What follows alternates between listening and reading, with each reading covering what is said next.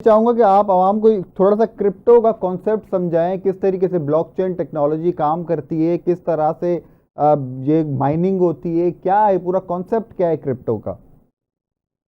देखें, जिस तरीके से एक लोकल करेंसी एक फिजिकल करेंसी होती है ना, क्रिप्टो करेंसी से बिल्कुल डिफरेंट है। लोकल करेंसी या फिजिकल करेंसी करेंसी मैं कह लूँ, या पाकिस्तानी रुपी जैसे कह लूँ, जो फिजिकल करेंसी होती है उसके बैक पे गोल्ड होता है, ठीक है, या डॉलर होता है।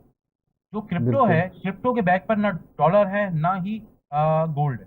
फिर एक और अगर मवाजना में करूं तो जो लोकल करेंसीज होती हैं वो सेंट्रलाइज्ड होती हैं, जैसे कि पाकिस्तानी करेंसी, स्टेट बैंक उसको जो है अपना उसकी स्टेट बैंक के पास उसकी अथॉरिटी है पाकिस्तानी करेंसी की। इसी तरीके से अगर मैं क्रिप्टो की बात करूं तो क्रिप्टो की अथॉरिटी किसी के पास नहीं है।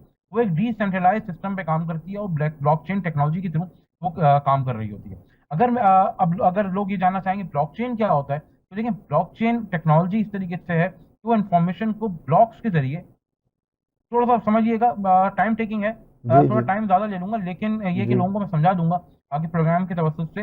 ब्लॉकचेन मतलब देखिए, ब्लॉक और चेन दो अलग अलग वर्ड हैं।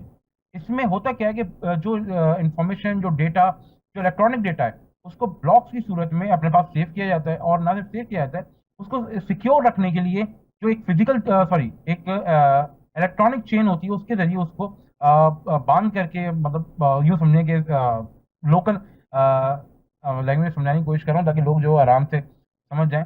दो ब्लॉक्स हैं, दो ब्लॉक्स का मतलब दो ऐसी दो इंफॉर्मेशन है दोनों ब्लॉक्स में। अब उनको सिक्योर कैसे करेंगे? उनको सिक्योर करेंगे चेन के थ्रू, ठीक है। उस चेन को जब वो सिक्योर कर देंगे, उस चेन को उससे बांध देंगे, वाइंड कर देंगे उसे, तो उसे कहता है ब्लॉकचेन टेक्नोलॉजी, ठीक है। अब सवाल में वापस आपकी तरफ आता हूँ कि आपका सवाल था कि लोग इससे फायदा कैसे उठा सकते हैं ब्लॉकचेन टेक्नोलॉजी से भी। तो देखें, एक तो ये डिसेंट्रलाइज सिस्टम है, ठीक है, इसमें कोई सेंट्रलाइजेशन नहीं है।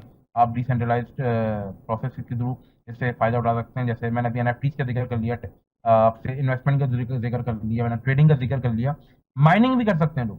लोग अपने घरों में माइनिंग का सेटअप भी लगा सकते हैं। अभी तो लोगों ने लगाया, वैसा नहीं लगाया हुआ, मगर चोरी छुप के लगाया हुआ है। अब जो गवर्नमेंट स्टेप्स लेने जा रही है, इन स्टेप्स के थ्रू ये होगा कि लोग अब ओपनली काम कर सकते हैं, और ओपनली ना सिर्फ काम अपने लिए करेंगे, फायदा मुल्क का भी होगा, जरा मुबादला आएगा पाकिस्तान।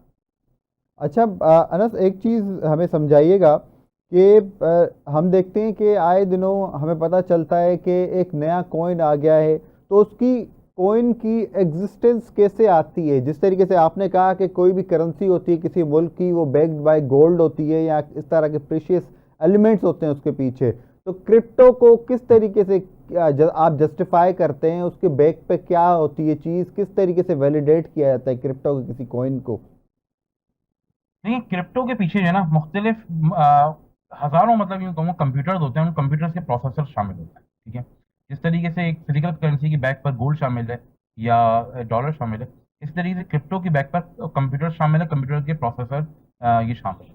अच्छा, अब आपने बात की कि नई नई करेंसी जो आती है वो किस तरीके से लॉन्च होती है। देखिए, जब नई करेंसी कोई आ रही होती है ना, उसकी भी बैक पर माइनिंग का सेटअप ऐसे ही होता है कि बैक पे कंप्यूटर उनको माइन कर रहे होते हैं, और जब वो कोई अच्छी एक अमाउंट, एक पावर गेन कर लेते हैं, तो फिर उसको लॉन्च पैड पर लॉन्चिंग की उसकी डेट जो अनाउंस की जाती है, जैसे कि बाइनेंस पे या बाइबिट पे जाकर के लोग उसको लॉन्चिंग से बिफोर लॉन्चिंग लॉन्च पैड से परचेज करना शुरू करते हैं। अब यहाँ से जब ये परचेज करने का अमल शुरू होता है ना, ये कॉइन की वैल्यू को बढ़ाना शुरू करता है, क्योंकि अगर आप डिमांड एंड सप्लाई की मैं फॉर्मूले की बात करूं, तो जैसे जैसे डिमांड बढ़ती रहती है किसी, हमारे भी अगर हम देखें किसी भी कमोडिटी की अगर डिमांड बढ़ती रहती है, तो उसकी प्राइसिंग इंक्रीज होना शुरू होती है। बिल्कुल। Same goes with the crypto. Crypto जब लॉन्च पैड पे आती है लॉन्च होने के लिए, और बिफोर लॉन्चिंग लोग उसको खरीदना शुरू करते हैं, ताकि जो है कम पैसों में अभी खरीदें, लॉन्च होने के बाद पैसे बढ़ जाते हैं, तो उस वक्त वो बेच करके प्रॉफिट कमा लेते हैं। तो जब वो उसको खरीदना शुरू करते हैं वहां पर लॉन्च पैड पर ही बिफोर लॉन्चिंग, तो उसकी वैल्यू अपने आप बढ़ना शुरू होती है, क्योंकि डिमांड उसकी बढ़ना शुरू होती है, डिमांड सर्ज होती है, तो उसकी वैल्यू भी सर्ज होना शुरू हो जाती है।